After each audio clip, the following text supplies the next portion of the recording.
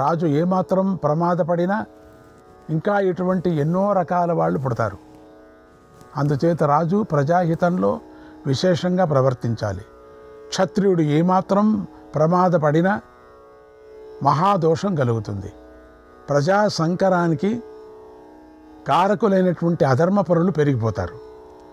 శీతాకాలం కాకపోయినా చలి వేస్తుంది. శీతాకాలంలో చలి ఉండదు. అనావృష్టి, అతివృష్టి, రోగాలు ఇవన్నీ కూడా ప్రజలను పీడిస్తాయి. ధర్మ ప్రవర్తనలో రాజు ఏమరిపాటుతో ఉంటే తోకచుక్కలు, అరిష్టగ్రహాలు కనిపిస్తాయి. రాజ వినాశనాన్ని సూచించే ఉత్పాతాలు కనిపిస్తాయి. తనను తాను రక్షించుకోలేని రాజు ప్రజలను రక్షింపలేడు. ప్రజలు కూడా అతని రాజ్యం నుండి తొలగిపోతారు. తర్వాత రాజు నశిస్తాడు. ఒకడి చేత సొమ్మును ఇద్దరు కలిసి లాక్కుంటారు. ఇద్దరి సొమ్మును చాలామంది కలిసి లాక్కుంటారు. అదంతా రాజదోషమని చెబుతారు. ధర్మం విడిచి రాజు ప్రమాదపడితే ప్రజల్లో ఇది నాది అనే భావం ఎవరిలోనూ నిలవదు అన్నాడు భీష్ముడు. శ్రీకృష్ణాయ పరమాత్మనే నమః. 91వ అధ్యాయం. ఉతత్యుడు ఇలా చెబుతున్నాడు. మేఘుడు సకాలంలో వర్షించడం, రాజు ధర్మాన్ని చక్కగా నడిపించడం అనేదే మహాసంపద. ఇది ప్రజలను సుఖంగా నిలుపుతుంది. యో న జానాతి హర్తుం వా, యో న జానాతి హర్తుం వా, వస్త్రాణం రజకోమలం, వస్త్రాణం రజకోమలం, రక్తానాం వా శోధయితుం, రక్తానాం వా శోధయితుం, యథా నాస్తి తథైవ సహ, యథా నాస్తి తథైవ సహ. కర్మశూద్రే కృషిర్వైశ్యే, కర్మశూద్రే కృషిర్వైశ్యే, దండరీతిస్య రాయని, బ్రహ్మచర్యం తపో మంత్రాగ, బ్రహ్మచర్యం తపో మంత్రాగ, సత్యం చాపి ద్విజాతిషు, సత్యం చాపి ద్విజాతిషు. వృత్తి పనులు శూద్రునిలో వ్యవసాయం, వైశ్యునిలో దండనీతి, రాజులో బ్రహ్మచర్యము, తపస్సు, మంత్రాలు, సత్యం అనేవి బ్రాహ్మణుల్లోనూ స్థిరపడి ఉన్నాయి. వస్త్రాలు ఉతకటంలాగా ఆ వర్ణాల వారి శీల దోషాలను పూర్తిగా పోగొట్టే క్షత్రియుడే ప్రజలకు తండ్రి. అతడే ప్రజాపతి. కృతం, త్రేతం, ద్వాపరం, కలి అని రాజ ప్రవర్తనలన్నీ 4 యుగరూపాలుగా ఉంటాయి. నిజానికి రాజే యుగపురుషుడని అంటారు. రాజు ధర్మ విషయంలో పొరపడితే చతుర్వర్ణాలు, చతురాశ్రమాలు అన్నీ చెడిపోతాయి. రాజు తన ధర్మం విషయంలో పొరపడితే త్రేతాగ్నులు లేవు, వేద విద్యలు లేవు, దక్షిణలతో కూడినటువంటి యజ్ఞాలు లేవు, అన్నీ చెడిపోతాయి. రాజే సర్వభూతాలకు కర్త, రాజే వినాశకుడు. అతడు ధర్మాత్ముడైతే కర్త, అధర్మపరుడైతే వినాశకుడు.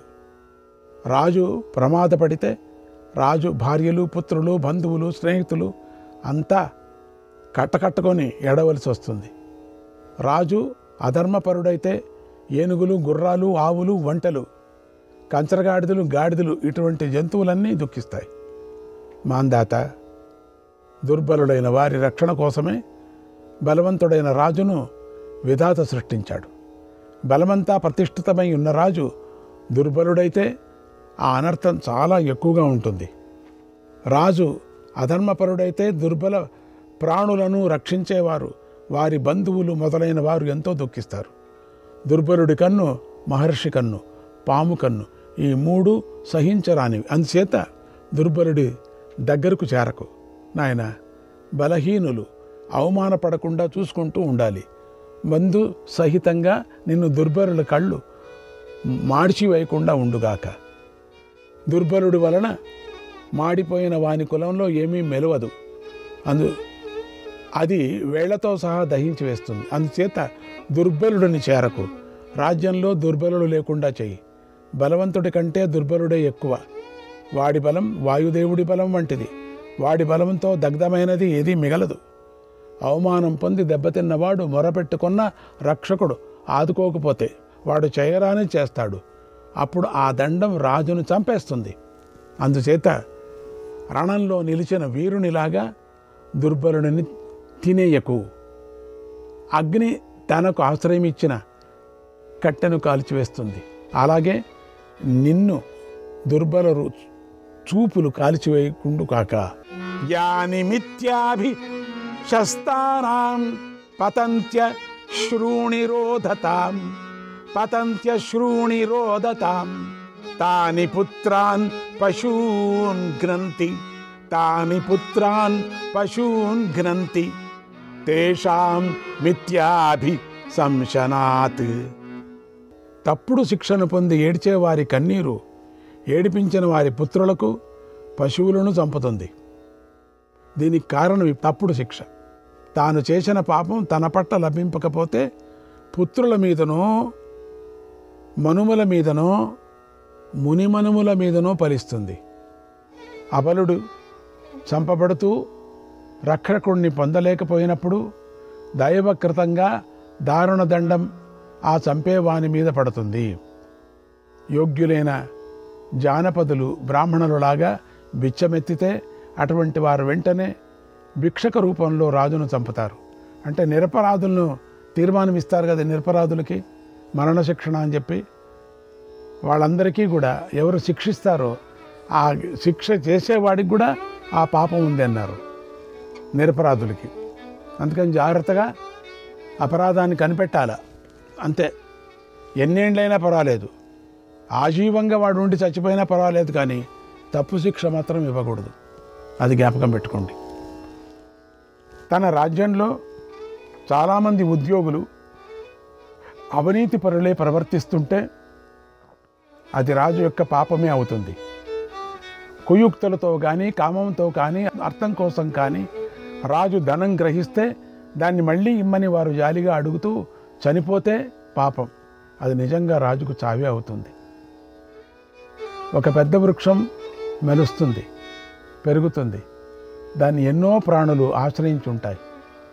ఆ చెట్టు నరకడమో కాల్చడమో చేస్తే దాన్ని ఆశ్రయించిన పక్షులన్నీ గూడు లేనివి అవుతాయి. రాష్ట్రంలో ఉత్తమ ధర్మం ఆచరించేవారు రాజు యొక్క సంసారాన్ని సద్గుణాన్ని ప్రశంసిస్తే రాజు యొక్క పాపం పోతుంది. ఒకవేళ వారికి ధర్మం ఏమిటో తెలియక అధర్మం ఆచరిస్తే వెంటనే రాజు యొక్క పుణ్యమంతా అతన్ని వదిలిపోతుంది. పాపాత్ములు బాహాటంగా తిరిగే చోట రాజులకు సజ్జనులకు పాపం కలుగుతుంది. అంటే సత్ప్రవృత్తి లేని వారిని రాజు శిక్షిస్తే అప్పుడు అతని రాజ్యం వృద్ధి పొందుతుంది. అంటే మంత్రులను మనసారా మన్నిస్తూ రాజు రహస్య ఆలోచనలతోనూ యుద్ధంలోనూ నియోగించాలి. అప్పుడు ఆ రాజు యొక్క రాష్ట్రం వర్ధిల్లుతుంది.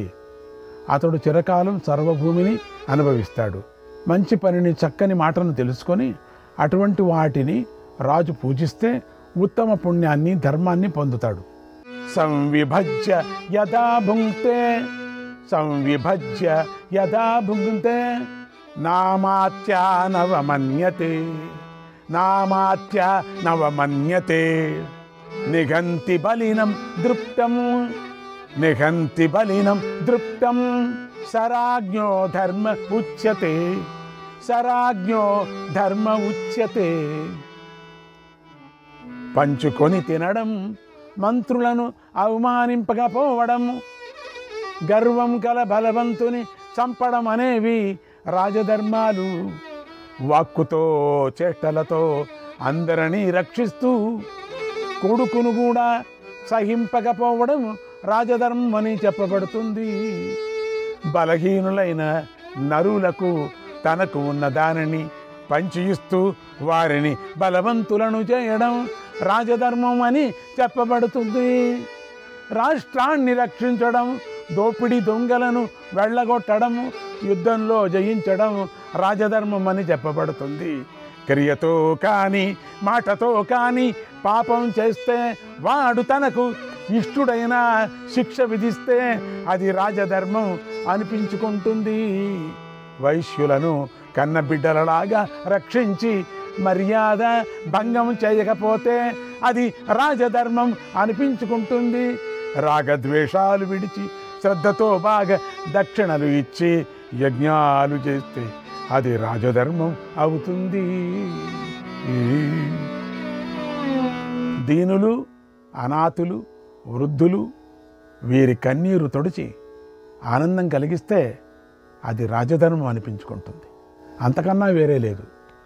మిత్రులను వృద్ధి పొందించటం, శత్రువులను పీకివేయడం, సజ్జనులను పూజించడం ఇది రాజధర్మం. అంటే సత్యాన్ని ప్రీతితో రక్షించడం, నిత్యము భూమిని దానం చేయటం, అతిథులను సేవకులను మన్నించడము ఇది రాజధర్మం అనిపించుకుంటుంది.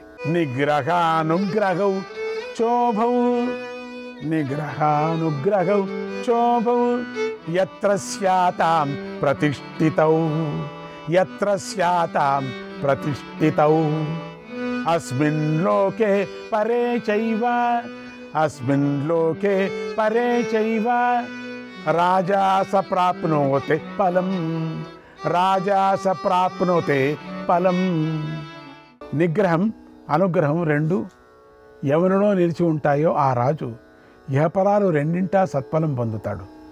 మాంధాత రాజు నిజానికి యముడు, కానీ ధార్మికులకు పరమేశ్వరుడు. ఇంద్రియాలను అదుపు చేస్తే ఐశ్వర్యం పొందుతాడు. ఋత్విజులను, పురోహితులను, గురువులను సత్కరించి అవమానించక చక్కగా ఆదరిస్తే అది రాజధర్మం అవుతుంది. యముడు ప్రాణులన్నిటినీ ఎక్కువ తక్కువలుగా లేకుండా అదుపు చేస్తాడు. అలాగే రాజు కూడా చెయ్యాలి. విధి అనుకొని ప్రజలను అదుపు చెయ్యాలి. 1000 కన్నులున్న ఇంద్రునితో రాజును పోలుస్తారు. అతడు దేనిని ధర్మంగా చూస్తాడో అదే ధర్మం అవుతుంది. సహనం, బుద్ధి, ధైర్యం, మతి, తెలుసుకోవాలనే కోరిక, మంచి చెడు అనే వాటిని అందరికీ ఎప్పుడూ రాజు పొరపడకుండా నేర్పాలి. అందరినీ కలుపుకోవడం, దానం, తీగా మాట్లాడడం కూడా ప్రజలను నేర్పాలి.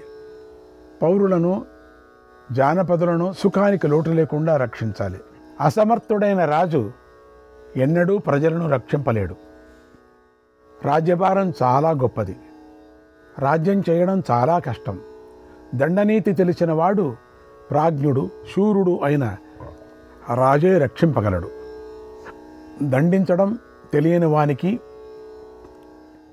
పేడికి బుద్ధి లేని వానికి అది శక్యం కాదు. సద్వంశంలో పుట్టినవారు, సమర్థులు, రాజభక్తి కలవారు, చాలా విద్యలు నేర్చిన ఉత్తముల చేత అందరి బుద్ధులు, ఆశ్రమంలో ఉన్నవారి బుద్ధులు కూడా పరీక్షించు. సర్వ ప్రాణుల పరమధర్మాన్ని నీ దేశంలోనూ పరదేశంలోనూ తెలుసుకుంటే నీ ధర్మం నశించదు. అందుచేత అర్థకామాల కంటే ధర్మమే మేలైంది. ధర్మాత్ముడు ఇహపర లోకాలలో సుఖవృద్ధి పొందుతాడు. మనుష్యులు రాజపూజ్యత కోసం భార్య పుత్రులను కూడా విడిచిపెడుతున్నారు. అందరినీ కలుపుకోవడం, దానం, తీయని మాట, పొరపడకపోవటం, శుచిత్వం ఇవి రాజుకు గొప్పదనం కలిగిస్తాయి. మాందాత వీటి విషయంలో ఎన్నడూ పొరపడకు. రాజు అప్రమత్తుడై తన యొక్క శత్రువుల యొక్క దోషాలను గమనించాలి. తన లోపం ఎవరికీ తెలియకూడదు. శత్రువులను దోషాల్లో ఇరికించాలి. ఇంద్ర, యమ, వరుణాలు, రాజఋషులు అంతా నడిచిన తీరిది. ఈ తత్వం విడవక పాలించు. మహారాజా, రాజఋషులు సేవించిన ఆ విధానం ఆచరించు. ఇప్పుడే దివ్య మార్గం ఆశ్రయించు. ధర్మవర్తన కల రాజును ఇహపరాల్లో శక్తిమంతులైన దేవతలు, ఋషులు, పితృదేవతలు, గంధర్వులు కీర్తిస్తారు అని ఉతాత్యుడు చెప్పగా మాంధాత నిశ్శంకంగా ఆచరించాడు. భూమినంతా ఒక్కడే వశపరుచుకున్నాడు. ధర్మరాజా, మాంధాతలాగా నీవు ధర్మం చక్కగా ఆచరించి భూమిని రక్షించు. అప్పుడు స్వర్గంలో స్థానం పొందుతావు అని భీష్ముడు అన్నాడు. శ్రీకృష్ణాయ పరమాత్మనే నమః. 92వ అధ్యాయం. ధర్మం మీదనే నిలబడాలి అనుకునే ధార్మికుడు ఎలా ప్రవర్తించాలో చెప్పు తాత అని యుధిష్ఠిరుడు ప్రశ్నించాడు. భీష్ముడు అన్నాడు, ఇందులోనూ ప్రాచీనమైన ఇతిహాసం ఒకటి చెబుతాను. అర్థతత్వం తెలిసిన మేధావి వామదేవుడు దీన్ని గానం చేశాడు. వసుమనుడు అనేటువంటి రాజు జ్ఞాని, ధృతిమంతుడు, పవిత్రుడు. అతడు వామదేవుడు అనే మహర్షిని ఇలా అడిగాడు, స్వామి, ధర్మార్థాలతో కూడిన మాటలతో నన్ను శాసించండి.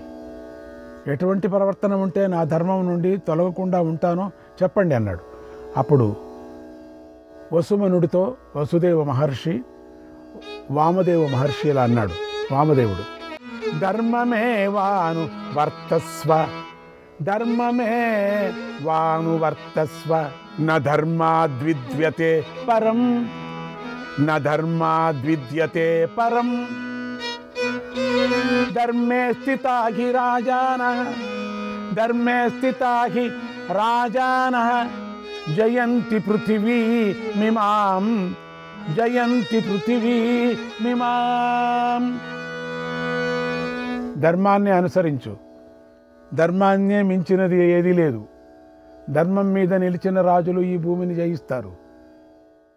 అర్ధసిద్ధి కంటే ధర్మమే మంచిదనుకునే రాజు ధర్మవృద్ధి మీద బుద్ధి పెట్టి ధర్మంతో శోభిల్లుతాడు. అధర్మం మీదనే దృష్టి నిలిపి బలవంతాన ప్రవర్తించే రాజు త్వరలో ధర్మార్థాలు రెండూ విడిచి వెళ్ళిపోతాడు. దుష్టులు పాపులైన ధర్మార్థ మంత్రులతో కూడి ధర్మనాశనం చేసే రాజు వధింపదగినవాడు. వాడు వెంటనే సపరివారంగా నశిస్తాడు. ఏ ప్రయోజనము సాధింపగా ఇష్టం వచ్చినట్లు ప్రవర్తిస్తూ ఆత్మస్తుతి చేసుకునే రాజు భూమినంతటిని పొందిన త్వరగా నశిస్తాడు. అథా దదానః కళ్యాణం, అథా దదానః కళ్యాణం, అనసూయుర్ జితేంద్రియః, అనసూయుర్ జితేంద్రియః, వర్ధతే మతిమాన్ రాజ, వర్ధతే మతిమాన్ రాజ, శ్రోతోభిరివ సాగరగ, శ్రోతోభిరివ సాగరగ. శుభాలు పొందుతూ అసూయ లేకుండా ఇంద్రియాలను జయించిన రాజు బుద్ధిమంతుడై నదీ ప్రవాహాలతో సముద్రంలాగా వృద్ధి పొందుతాడు. ధర్మార్థ కామాలతో కానీ బుద్ధితో కానీ మిత్ర సంపదతో కానీ ఎన్నడూ రాజు నేను పరిపూర్ణుడిని అని భావించకూడదు. ఈ అన్నిటిలోనే లోకయాత్ర ప్రతిష్టమైంది. దీనిని విని పాటించే రాజు కీర్తి సంపదలను ప్రజలను వశపరుచుకుంటాడు. ఇలా ధర్మోత్సాహం కలిగి ధర్మ ప్రయోజనాలను చక్కగా ఆలోచిస్తూ అర్థాలను చక్కగా సేవించేవాడు నిశ్చయంగా గొప్పదనం పొందుతాడు. దాన స్వభావం లేనివాడు, ఎవరితోనూ స్నేహం లేనివాడు, దండంతో మాత్రమే ప్రజలను మళ్లించేవాడు, సాహస ప్రవృత్తి అయినటువంటి రాజు త్వరగా నశిస్తాడు. పాపం చేసేవాడిని బుద్ధితో కనిపెట్టలేని బుద్ధిరహితుడు ఇహమునందు అపకీర్తి పాలవుతాడు, పరమనందు నరకం పొందుతాడు. వ్యసనం మానవుల్లో పుట్టి ఆ మానవునే చంపుతుంది. అలాగే గౌరవించేవాడు దాత మృదు స్వభావుడు వశవర్తి అయిన వానిని మానవులు చంపాలనుకుంటారు. ధర్మ విషయంలో గురువు లేనివాడు, ఇతరులను అడగనివాడు, ధనలాభంతో మాత్రమే వ్యవహారం చేసేవాడు. అయితే రాజు చిరకాలం సుఖపడడు.